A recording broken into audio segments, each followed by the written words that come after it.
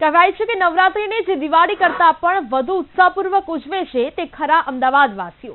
અને જ્યારે નવરાત્રી નજીક આવી રહી હોય ત્યારે તો અમદાવાદવાસીઓનો ઉત્સાહ સાતમા આસમાને પહોંચી જતો હોય છે. 3 ઓક્ટોબરથી શરૂ થઈ રહેલી નવરાત્રીને લઈને ગરબા રસિયાઓએ નવરાત્રીની પૂરી તૈયારીઓ કરી લીધી છે. તેવામાં હવે દર વર્ષે નવા સ્ટેપ અને ગરબાની સ્ટાઇલ શીખવા માટે અમદાવાદમાં સેંકડો ક્લાસીસ શરૂ થઈ જતા હોય છે. અને ખાસ કરીને આ વર્ષે ગલગોટા સ્ટેપ્સ માટે ખેલૈયાઓ ગેલા બન્યા છે. ગરબા રસિકોમાં 2 તાળી અને 3 તાળી સાથે હવે ગલગોટા સ્ટેપ્સનો પણ ગરબા રસિકોમાં ટ્રેન્ડ જોવા મળી રહ્યો છે. ગરબાના ક્લાસિક સ્ટાઇલ સાથે હવે ગલગોટા સ્ટેપ્સ લોકોની મનપસંદ ગરબા સ્ટાઇલ બની રહી છે.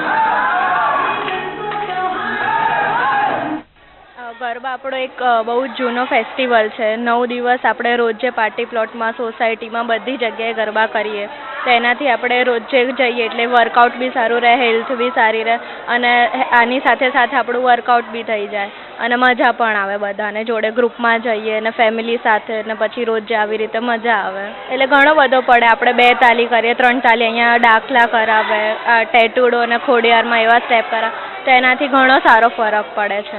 આ વખતે એટલે બહુ જ અહીંયા આવીએ એટલે અલગ અલગ સ્ટેપ શીખવા મળે, અલગ અલગ ગ્રુપ્સ બને, એમની સાથે આપણે નવરાત્રિમાં જઈએ તો વધારે મજા આવે ને એવી રીતે. અહીંયા આ જ ગ્રુપ સાથે અમે લોકો જવાના છીએ બહાર અને એવી જ રીતે અહીંયા કરીએ એવી જ રીતે બહાર કરીશું.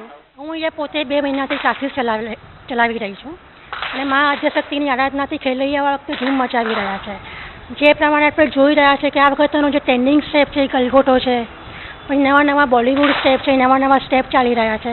નવા સ્ટેપ 2 મહિનાથી શીખવાડી રહી છે. ટ્રેન્ડિંગમાં આ વખતે ગલગોટો બહુ ચાલ્યો છે આ વખતે.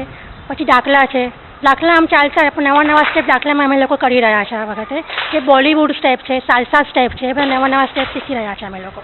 આ વખતે બહુ ક્રેઝ છે અને ક્લાસીસ 100 ઉપરમાં સ્ટુડન્ટો અત્યારે શીખી રહ્યા છે અત્યારે. અને આ વખતે અમે ધૂમ મચાવી દઈશું 9 દિવસ. અહીંયા ફર્સ્ટ ટાઈમ આવી છું બટ લાગતું જ નથી કે અહીંયા ફર્સ્ટ ટાઈમ. બધા એટલા આમ વેલકમિંગ છે અને વોર્મ છે અને હવે એટલા બધા સ્ટેપ્સ શીખ્યા છીએ કે નવરાત્રિની એક્સાઇટમેન્ટ જ અલગ છે. શોપિંગ કરવાની, ગરબા શીખવાના છેલ્લા 3 મહિનાથી એટલા બધા સ્ટેપ્સ શીખ્યા છે. ગલગોટો, દાખલા, બોલિવૂડ, ટેટુડો કે કોઈ હદ જ નથી એક્સાઇટમેન્ટની. મેમે મોસ્ટલી અમને બધા જે લેટેસ્ટ ટ્રેન્ડિંગમાં સ્ટેપ છે બધા શીખવાડી જ દીધા છે. તો હવે કોઈ બાકી રહ્યો કોઈ સ્ટેપ નથી. હવે તો ખાલી 11 દિવસ છે એટલે બધે એકદમ શોપિંગનો માહોલ ચાલે છે અને આ બધા ક્લાસીસમાં હાલ એટલા બધા ગરબા પ્રેક્ટિસ કરવા મળે છે અને રાતની તો એટલી પૂછો જ નહીં કે કેટલી રાહ જોવા જોઈએ છે કે રાત આવીને ક્યારે અમે પ્રેક્ટિસ કરવા આવીએ અને આ કલાક તો ક્યાં જતો રહે છે ખબર જ નહીં પડતી. આ વખતે નવામાં ગલગોટો બહુ જ ટ્રેન્ડિંગમાં છે. બધે ઇન્સ્ટાગ્રામ પર બધે આ જ સ્ટેપ ચાલે છે. હા, અહીંયા હું ગરબા શીખવાડું છું એઝ પ્રાપ્તિ મેડમના અંડરમાં. અત્યારે અહીંયા ગરબાની ટ્રેનિંગ આપીએ છીએ અમે અને જાણીએ છીએ કે નવરાત્રિ એટલે ગુજ્જુનો ફેમસ ફેસ્ટિવલ અને મોસ્ટલી દરેક જગ્યાએ કેવું હોય છે કે ગરબા તો મતલબ શોખ માટે રમવા લાગ્યા છે અને જે મેન જે આપણો જે તહેવાર છે કે માતાજીનો તહેવાર છે. આ મા અંબે, મા દુર્ગાનો તહેવાર છે. તો જે ઓથેન્ટિક ગરબા છે એ બી લોકો અત્યારે ભૂલી ગયા છે. તો અમે એ બી ટ્રાય કરીએ છીએ કે માતાજીના ડિવોશનમાં ગરબા ગઈએ, કોઈ ન્યુસન્સ કે કોઈ એક પ્રકારનું થાય નહીં એનું બી ખાસ ધ્યાન રાખીએ છીએ ગરબાની એક્શનની સાથે સાથે. નવરાત્રિની તૈયારીઓ બહુ સારી જઈ રહી છે. અત્યારે બધે શોપિંગ, લો ગાર્ડન ને બધે જ જઈએ છીએ. અત્યારે એક્ઝામ ચાલુ છે પણ એવું ભણવાની ઈચ્છા નથી થતી ને રાત્રે અહીંયા આવવાની રાહ જોઈએ છે કે ક્યારે અહીંયા આવીએ ને ક્યારે ગરબા કરીએ. બહુ મજા આવે છે અત્યારે તો.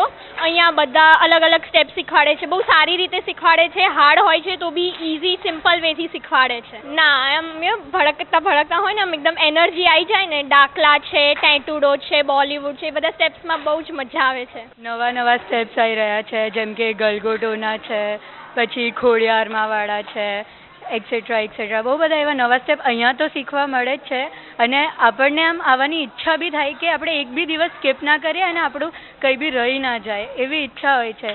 જેમ કે એક ખોડિયારમાં વાળો સ્ટેપ છે એ બહુ મસ્ત છે બટ એમાં એનર્જી બી એટલી જોઈએ છે અને આપણા જે નવરાત્રિમાં જેટલી આપણે એનર્જી યુઝ કરીએ છીએ એમાં એ બહુ જ ફિટ થઈ રહ્યું છે બધું.